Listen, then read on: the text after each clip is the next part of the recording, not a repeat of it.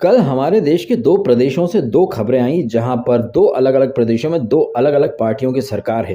एक पार्टी की जो सरकार है, उसके प्रति हमारे लिबरल्स बहुत ज़्यादा सॉफ्ट कॉर्नर रखते हैं। वहाँ पर कोई कुछ नहीं पूछता कि सिद्धू मूसेवाले की सिक्योरिटी क्यों हटाई गई, वहाँ कोई सवाल-जवाब नहीं होते हैं। वहीं जो दूसरा प्रदेश है, यानी कि उत्तर प्रदेश, वहाँ पर योगी सरकार कुछ भी करती तो उसके ऊपर बहुत ज़्यादा सवाल-जवाब होने लगते हैं। अभी कुछ दिन पहले हमने देखा था कानपुर में पत्थरबाजी हुई, फिर जो पत्थरबाज थे, उनके घरों के ऊपर बुलडोज़र चल गए, फिर अचानक से जो लिबरल्स है वो क्राउड फंडिंग के थ्रू पैसे जुटाने लग गए और बहुत ज़्यादा विक्टिम कार्ड वगैरह खेले गए कि योगी की जो पुलिस है वो सिर्फ और सिर्फ मुसलमानों को टारगेट करती है।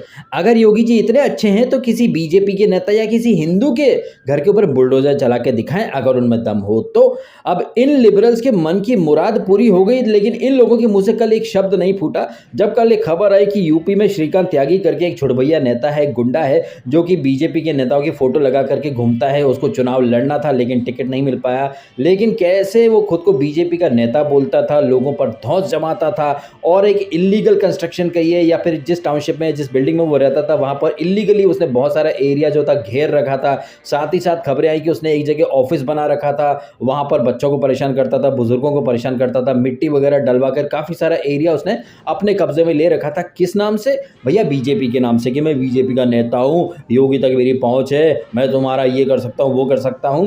तो बड़ी बड़ी बातें करने वाले श्रीकांत त्यागी, जिसका एक वीडियो वायरल हुआ जिसमें कुछ महिलाओं के साथ वो अपशब्दों का आदान प्रदान कर रहा था, धमकी दे रहा था, उसके घर के ऊपर कल बुलडोजर चल गया। लेकिन मजाल है क्या कि कोई भी लिबरल इस बात को स्वीकार कर पाए कि हाँ यार, जिस फुर्ती के साथ योगी ने वो जो दंगाबाज थे उनके घरों पर बुलडोजर चलाए, उतनी ही फुर्ती के साथ यार श्रीकांत त्यागी के घर पर भी बुलडोजर चला दिया। तो योगी का जो बुलडोजर है वो जात पात धर्म नाम वगैरह ये नहीं देखता, लेकिन ये जो लिबरल्स है जो खुद को अनबायस्ड बोलते हैं, सच्चा पत्रकार बोलते हैं, महान पत्रकार, क्रांतिकारी पत्रकार ये लोग बोलते हैं, ये लोग एक्चुअली में जात भी देखते हैं, धर्म भी देखते हैं। ये लोगों ने बड़े आराम से इग्नोर कर दिया कि विकास दुबे का इनकाउंटर योगी नहीं किया था, और हम में से किसी ने नहीं देखा कि उस विकास दुबे के लिए सिंपैथी जताई गई हो या फिर उसके परिवार के लिए क्राउड फंडिंग की गई हो या फिर लोगों ने आक्रोश व्यक्त किया हो, जैसा कि हमने अक्सर देखा, चाहे वो ये अफजल हो या फिर वो दिल्ली में जो शूटर अरेस्ट हुआ था या फिर जो कानपुर के पत्थरबाजी जिनके घर पर बुलडोजर चले। तो ये लिबरल्स पहुंच गए वहां पर चंदा देने के लिए, इकट्ठा करने के लिए पैसा कि यार गलत हुआ गलत हुआ।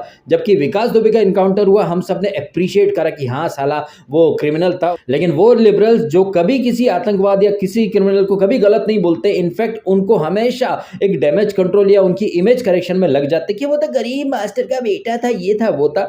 ये लोग सिरे से चीजों को इग्नोर कर रहे हैं कि कैसे पंजाब में जो एमएलए हैं वो टोल टैक्स नहीं देते हैं, जो बैरियर लगे रहते हैं उनको तोड़ के निकल जाते हैं। ये मीडिया वाले, ये सच्चे पत्रकार सिरे से इग्नोर कर देते हैं कि भैया सिद्धू मूसेवाले को धमकी आ रही थी तो उसकी सिक्योरिटी क्यों हटाई आपने।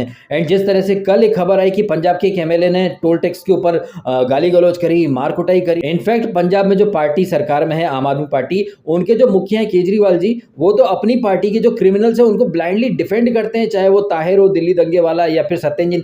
इन लोगों के ऊपर एक्शन लेने के बजाय केजरीवाल तो विक्टिम कार्ड खेलता है। देखो जी, हमारे मंत्रियों को जो ये मोदी है ना टारगेट कर रहा है जी, हमारे मंत्री कभी गलत हो ही नहीं सकते, मैंने तो खुद इनका कैरेक्टर सर्टिफिकेट, ईमानदारी सर्टिफिकेट इश्यू किया है, ये लोग तो कभी गलत हो ही नहीं सकते जी, ये बीजेपी जो है वो जानबूझ करके हमारे मिनिस्टर को टारगेट करती है।